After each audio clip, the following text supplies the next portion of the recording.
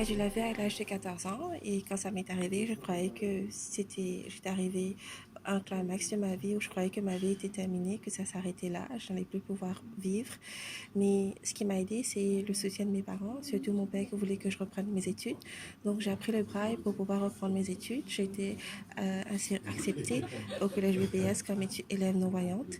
C'était la première fois que l'école avait une élève dans ma situation et ce que j'ai apprécié, c'est que toute l'école avait fait l'effort de travailler avec moi. Après mes études secondaires, j'ai voulu bien évidemment poursuivre mes études tertiaires. Aujourd'hui, j'ai un master en gestion des affaires qui met l'emphase sur l'innovation et le leadership. Je suis très contente de mon parcours et en même temps, je dois dire que ce n'a pas été un parcours de tout repos parce qu'il fallait en même temps faire les études, mais aussi à côté faire face aux barrières par rapport aux obstacles qui étaient bien évidemment devant moi en ce qu'il s'agit de mon insertion dans la société.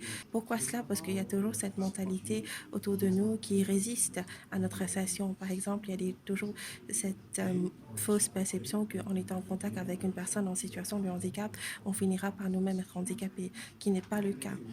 Alors moi, le message que je veux faire passer aujourd'hui, c'est que en 2018, il faut comprendre que nous, les personnes en situation de handicap, nous ne sommes pas différents des autres, nous sommes pareils au même titre, nous avons les mêmes droits. Et comment est-ce que je suis attachée au projet de Roots Advisory qui est d'emmener justement un dialogue in the dark à l'île Maurice, dans l'océan Indien, c'est parce que je suis toujours en faveur de tout ce qui est projet de sensibilisation, de conscientisation par rapport aux besoins et par rapport à la tolérance envers nous.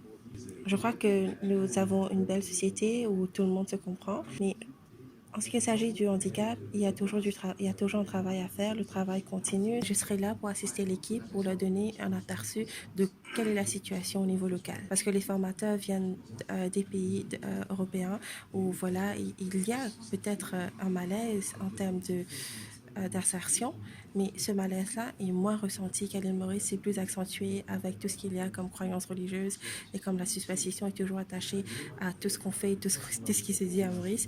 Je suppose qu'il faudra quand même que je les explique un petit peu dans le contexte local comment ça se passe, quelles sont les barrières auxquelles nous faisons face ici à Maurice.